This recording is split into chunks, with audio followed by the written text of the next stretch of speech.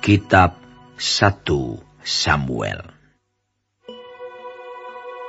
Ada seorang laki-laki dari Ramataim Sofim, dari pegunungan Efraim, namanya Elkanah bin Yeroham bin Elihu bin Tohu bin Suf, seorang Efraim. Orang ini mempunyai 2 istri, yang seorang bernama Hana dan yang lain bernama Penina.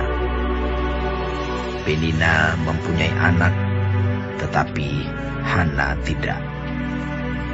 Orang itu dari tahun ke tahun pergi meninggalkan kotanya untuk sujud menyembah dan mempersembahkan korban kepada Tuhan semesta alam di Silo. Di sana yang menjadi imam Tuhan ialah kedua anak Eli, Hofni dan Pinehas. Pada hari Elkanah mempersembahkan korban, diberikannya kepada Penina istrinya, dan kepada semua anaknya yang laki-laki dan perempuan masing-masing sebagian. Meskipun ia mengasihi Hana, ia memberikan kepada Hana hanya 1 bagian, sebab Tuhan telah menutup kandungannya. Tetapi madunya selalu menyakiti hatinya, supaya ia gusar, karena Tuhan telah menutup kandungannya. Demikianlah terjadi dari tahun ke tahun. Setiap kali Hana pergi ke rumah Tuhan, Penina menyakiti hati Hana, sehingga ia menangis dan tidak mau makan. Lalu Elkanah suaminya berkata kepadanya, Hana, mengapa engkau menangis? Dan mengapa engkau tidak mau makan? Mengapa hatimu sedih?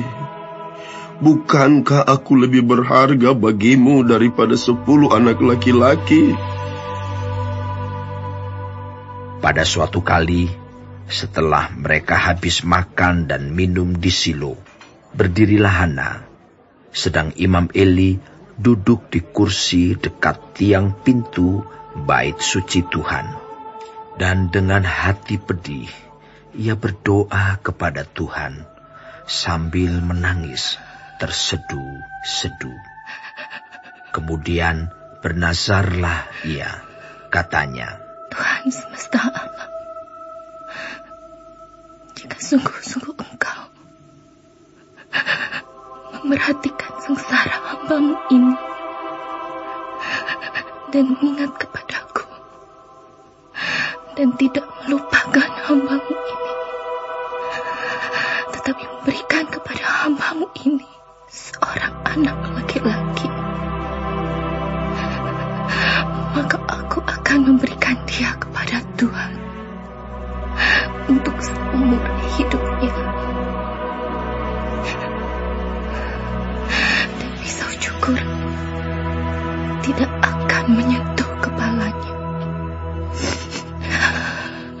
Ketika perempuan itu terus-menerus berdoa di hadapan Tuhan, maka Eli mengamat-amati mulut perempuan itu. Dan karena Hana berkata-kata dalam hatinya, dan hanya bibirnya saja bergerak-gerak, tetapi suaranya tidak kedengaran, maka Eli menyangka perempuan itu mabuk. Lalu kata Eli kepadanya, Berapa lama lagi engkau berlaku sebagai orang mabuk? lepaskanlah dirimu daripada mabukmu. Tetapi Hana menjawab, bukan tuanku. Aku seorang perempuan yang sangat bersusah hati.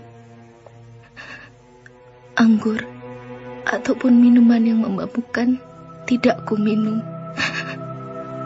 melainkan aku mencurahkan isi hatiku di hadapan Tuhan. Janganlah anggap hamba-Mu ini seorang perempuan dursila, sebab karena besarnya cemas dan sakit hati, aku berbicara demikian lama. Jawab Eli, pergilah dengan selamat, dan Allah Israel akan memberikan kepadamu apa yang engkau minta daripadanya. Sesudah itu berkatalah perempuan itu, biarlah hamba-Mu ini mendapat belas kasihan daripadamu. Lalu keluarlah perempuan itu, ia mau makan, dan mukanya tidak muram lagi. Keesokan harinya, bangunlah mereka itu pagi-pagi, lalu sujud menyembah di hadapan Tuhan.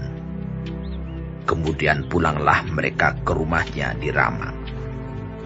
Ketika Elkana bersetubuh dengan Hana, istrinya, Tuhan ingat kepadanya. Maka setahun kemudian mengandunglah Hana dan melahirkan seorang anak laki-laki.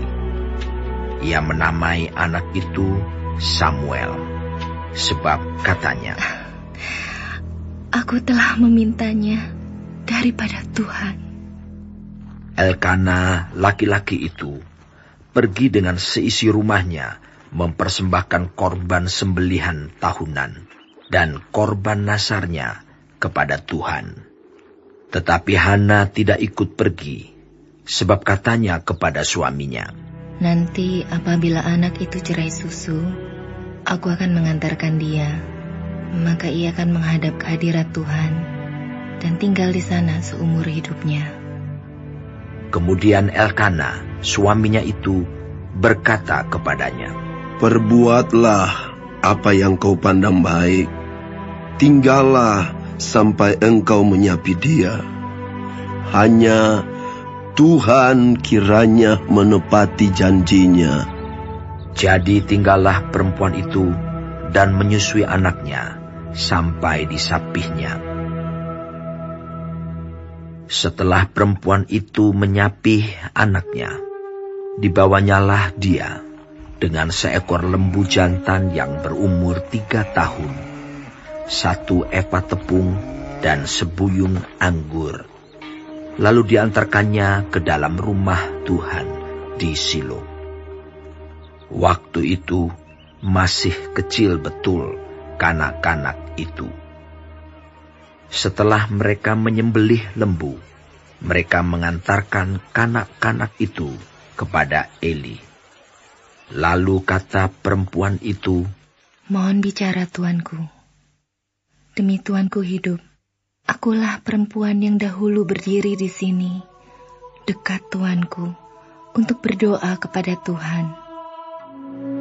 Untuk mendapat anak inilah aku berdoa, dan Tuhan telah memberikan kepadaku apa yang ku minta daripadanya. Maka aku pun menyerahkannya kepada Tuhan. Seumur hidup, terserahlah ia kiranya kepada Tuhan.